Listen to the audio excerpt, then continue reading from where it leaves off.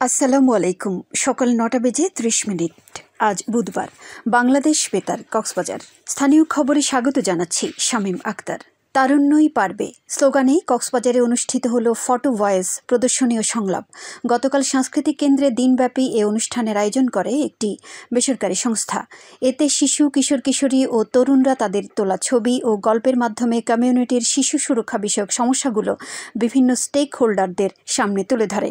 অনুষ্ঠানে প্রধান অতিথি ছিলেন জেলা প্রশাসক মোহাম্মদ সালাউদ্দিন। তিনি বলেন, শিশু সুরক্ষার বিষয়ে এই ধরনের কার্যকর উদ্যোগসমূহকে সবসময় সমর্থন করবে সরকার। এ সময় পুলিশ সুপার মোহাম্মদ সাইফুদ্দিন শাহিন, সমাজসেবা অধিদপ্তর ও যুব উন্নয়ন অধিদপ্তরের উপপরিচালক, চিলড্রেন জাপানের নির্বাহী পরিচালক, কান্ট্রি ডিরেক্টর সহ সংশ্লিষ্টরা বক্তব্য রাখেন। প্রদর্শনীতে উপস্থাপিত প্রতিটি গল্পে শিশুরা সাহসিকতার সঙ্গে যেসব বার্তা দিয়েছে তা বড়দের জন্য চ্যালেঞ্জ মনে করেন বক্তারা। অপরাধীদের বিরুদ্ধে আমাদের যৌথ শক্ত অবস্থান শিরোনামে কক্সবাজার জেলা পুলিশের সাথে মতবিনিময় সভা করেছে ট্যুরিস্ট পুলিশ কক্সবাজার রিজিয়ন। গতকাল ট্যুরিস্ট পুলিশের সম্মেলন কক্ষে জেলা পুলিশ ও ট্যুরিস্ট পুলিশের কক্সবাজার রিজিয়নের ঊর্ধ্বতন কর্মকর্তাদের অংশগ্রহণে এ সভা অনুষ্ঠিত হয়। এতে প্রধান অতিথি ছিলেন পুলিশ সুপার মোহাম্মদ সাইফুদ্দিন শাহিন এবং প্রধান আলোচক ছিলেন ট্যুরিস্ট পুলিশের অতিরিক্ত ডিআইজি আপেল মাহমুদ। সভায় স্থানীয় ও দূরপাল্লার পর্যটকদের নিরাপত্তা নিশ্চিতে জেলা পুলিশ ও ট্যুরিস্ট পুলিশের উদ্যোগে ট্রাফিক ব্যবস্থাপনা, ছিনতাই প্রতিরোধ এবং কটেজ জোনে অপরাধ দমনে সম্মিলিত অভিযান সহ নানা সিদ্ধান্ত গৃহীত হয়। কক্সবাজারের সীমান্ত এলাকায় কঠোর অবস্থান নিয়ে একের পর এক বড় মাদক চালান ও অস্ত্র উদ্ধার করেছে বর্ডার গার্ড বাংলাদেশ বিজিবি।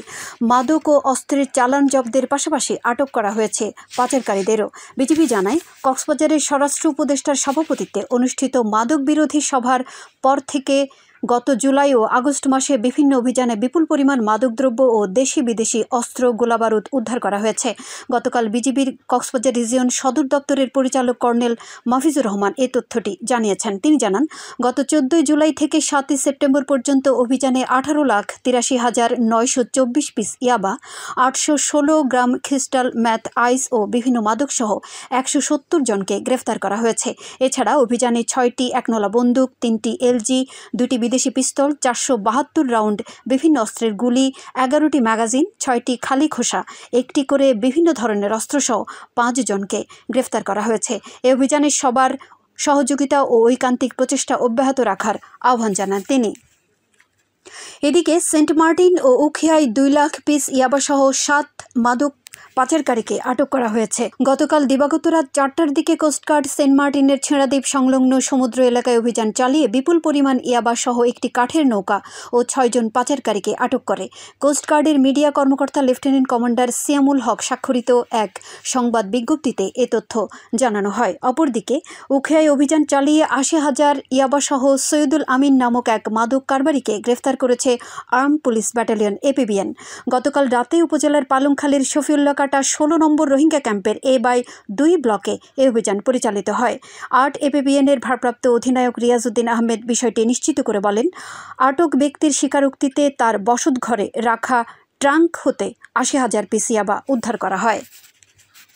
উখিয়ার হলদিয়া পালং ইউনিয়ন পরিষদের প্রতিষ্ঠাতা চেয়ারম্যান, ভাষা সৈনিক ও বীর মুক্তিযোদ্ধা বাদশা মিয়া চৌধুরীকে রাষ্ট্রীয় মর্যাদায় দাফন করা হয়েছে। গতকাল বিকেলে মরহুমের জানাজার নামাজ শেষে উপজেলা নির্বাহী কর্মকর্তা মোহাম্মদ কামরুল হোসেন চৌধুরীর নেতৃত্বে তাঁকে গার্ড অব অনার প্রদান করা হয়।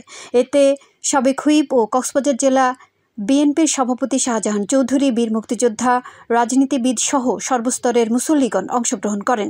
গতকাল মঙ্গলবার উখিয়ার পাতাবাড়ি নিজ বাড়িতে 97 বছর বয়সে এই বীর সৈনিক মৃত্যুবরণ করেন। মহেশখালীর বড় মহেশখালীতে যানবাহন চালকদের অনিয়মের বিরুদ্ধে ভ্রাম্যমাণ আদালত পরিচালনা করা হয়েছে। এ সময় 9টি মামলায় অর্থদণ্ড প্রদান করা হয়। গতকাল বিকেলে গরুঘাটা জনতা বাজার সড়কে বাংলাদেশ নৌবাহিনী, পুলিশ ও আনসারের সমন্বয়ে ভ্রাম্যমাণ আদালত পরিচালনা করে উপজেলা প্রশাসন। উপজেলা সহকারী কমিশনার ভূমি ও নির্বাহী ম্যাজিস্ট্রেট আবু জাফর মজুমদার জানান, বিভিন্ন ধারায় 9টি মামলায় সিএনজি, অটোরিকশা ও মোটরসাইকেলের অভিযুক্ত মালিক এবং চালকদের 14,500 টাকা অর্থদণ্ড প্রদান করা হয়েছে। এ সময় অপ্রাপ্ত বয়সের শিশু চালকদের ভাড়ায় গাড়ি না দেওয়ার জন্য মালিকদের প্রতি আহ্বান জানান নির্বাহী ম্যাজিস্ট্রেট। মহেশখালীতে 52তম গ্রীষ্মকালীন জাতীয় ক্রীড়া প্রতিযোগিতা উপলক্ষে প্রস্তুতি সভা অনুষ্ঠিত হয়েছে। গতকাল বিকেলে উপজেলা পরিষদ মিলনায়তনে এ সভার আয়োজন করে উপজেলা মাধ্যমিক শিক্ষা অফিস। উপজেলা মাধ্যমিক শিক্ষা কর্মকর্তা মোহাম্মদ জাহিদুর রহমানের সভাপতিত্বে এতে উপজেলা নির্বাহী কর্মকর্তা মোহাম্মদ হেদায়েতুল্লাহ সহ অন্যান্যরা উপস্থিত ছিলেন। সভায় জানানো হয়, আগামী 21শে সেপ্টেম্বর মহেশখালীতে উপজেলা পর্যায়ে গ্রীষ্মকালীন জাতীয় ক্রীড়া প্রতিযোগিতা শুরু হতে যাচ্ছে। এতে 5টি ইভেন্টে শিক্ষার্থীরা অংশগ্রহণ করবে। পরে উপজেলা নির্বাহী কর্মকর্তা মোহাম্মদ হেদায়েতুল্লাহ বিভিন্ন শিক্ষা প্রতিষ্ঠানে ক্রীড়া সামগ্রী বিতরণ করেন। টেকনাফ উপজেলার হোয়াইকং ইউনিয়নের উঞ্চিপ্রাং খাল হতে ভাসমান অবস্থায় এক বয়স্ক রোহিঙ্গা নারীর মৃতদেহ উদ্ধার করেছে পুলিশ। গতকাল বিকেলে স্থানীয় লোকজন উঞ্চিপ্রাং খালে মৃতদেহটি দেখতে পেয়ে হোয়াইকং পুলিশ ফাঁড়িতে খবর দিলে পুলিশ এটি উদ্ধার করে। মরদেহটি ময়না তদন্তের জন্য কক্সবাজার সদর হাসপাতালে প্রেরণ করা হয়েছে বলে জানিয়েছেন হোয়াইকং পুলিশ ফাঁড়ির ইনচার্জ উপ পুলিশ পরিদর্শক খোকন কান্তি রুদ্র। আবহাওয়া এখন জানিয়ে দিচ্ছি বাঁকখালী নদীর মোহনা ও সংলগ্ন এলাকার সামুদ্রিক জোয়ার ভাটার সময়সূচি। আজ জোয়ার শুরু হয়েছে সকাল 6টা 22 মিনিটে, চলবে বেলা 11টা 57 মিনিট পর্যন্ত। ভাটা শুরু হবে বেলা 11টা 57 মিনিটে, চলবে সন্ধ্যা 6টা 39 মিনিট পর্যন্ত। খবর শেষ হলো। আমাদের পরবর্তী খবর প্রচারিত হবে আজ দুপুর 2টা বেজে 30 মিনিটে।